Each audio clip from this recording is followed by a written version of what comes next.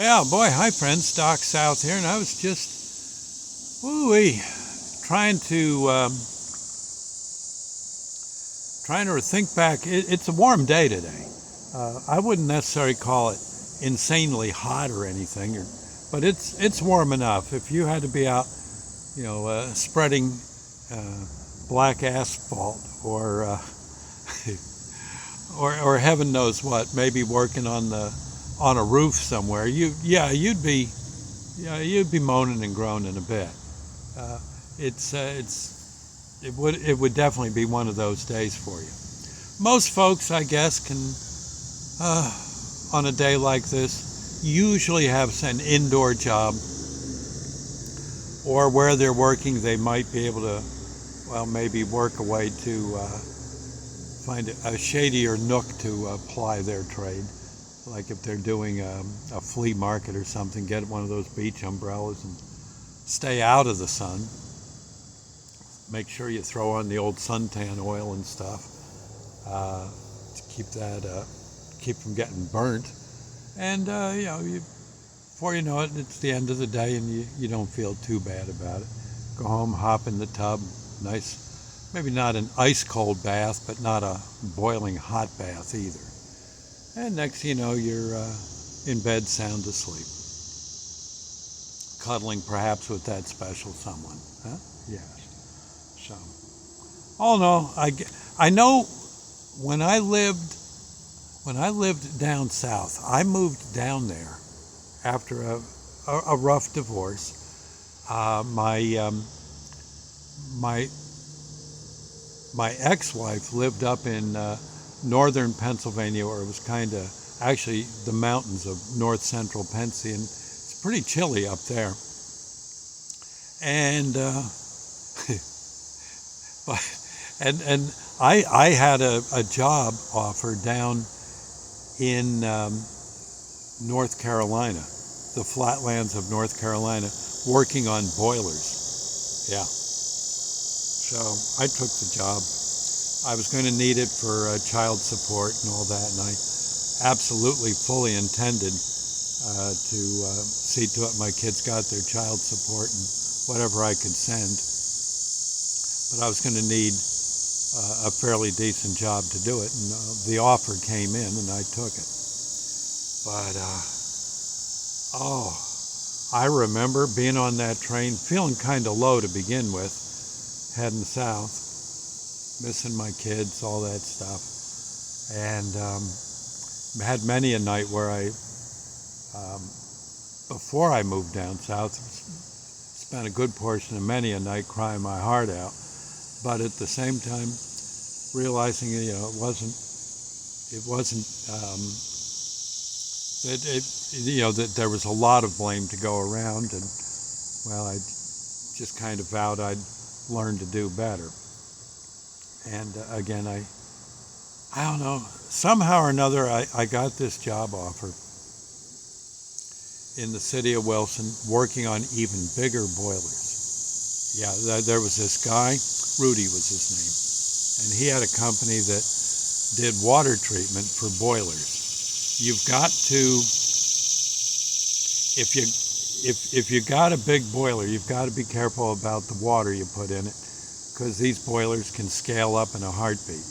And then next thing you know, they're the pipes inside them that handle the hot water and the steam and the return water all start to, they get kind of funky, full of sludge. Next thing you know, they're popping, and you got trouble in the boiler. You got to shut the whole darn thing down, waited a couple of days for it to cool off, and then go in there and repair it. And then perhaps do it again if you aren't. If you didn't learn your lesson, you can almost rest assured a week later, after putting it all back together, taking care of the scale inside the boiler, in a week or two you're going to have more. So that's where I came in with advice on how to keep the boilers from scaling up.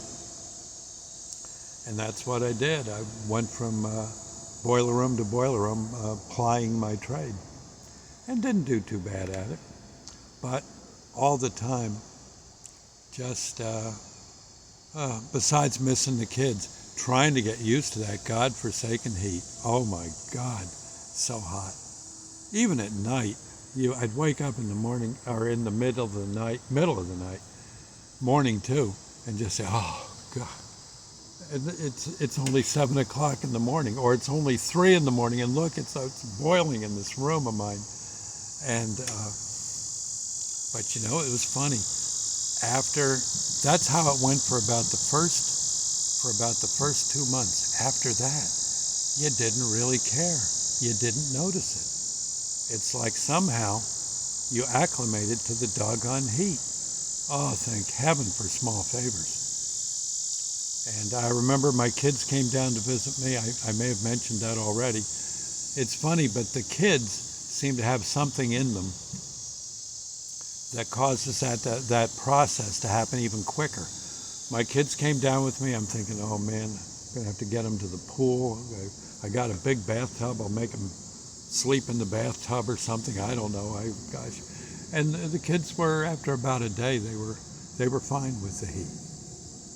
I guess that's kids for you. And of course the old timers in the South, they've been in that heat all their darn lives. They figured, no big whoop. Gonna go see what's going on down at the chicken barbecue, or head over to Ollie and Buck's Wild West Saloon and have a beer or two.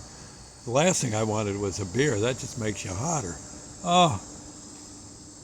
Although I found out that after a while, you just had to let the sun grow on you, and pretty soon beer didn't taste that bad, even if it was hot out. It was funny, but it was something that in due time didn't really seem to be such a big deal. I know when you're going down to, like, say, Florida, and you hop off the plane and that first blast of Florida air hits you, or you're on the tarmac at the Raleigh-Durham airport, and but I'm telling you, you give it a little bit of time, and bingo, you'll be just fine. I'm just saying. Now up north, I don't know if that even happens up here, but you just got to give it my advice is, if you're hitting the first day of it being too hot, just take it easy, let nature do its trick, and before you know it, a day or two later, you'll be just fine. My opinion. Dress accordingly, and like that. Probably 5 cups of coffee might not be a good idea, and maybe knocking down a little too much hooch might not be too smart either. But anything cold and icy, ice pops, ice cream, that kind of thing, it all helps. It all helps. Nice hearty breakfast in the morning, early in the morning, so you don't have the sun up yet. Yeah, that helps too. Anyway, thought I'd say, God bless, stay cool. Bye now.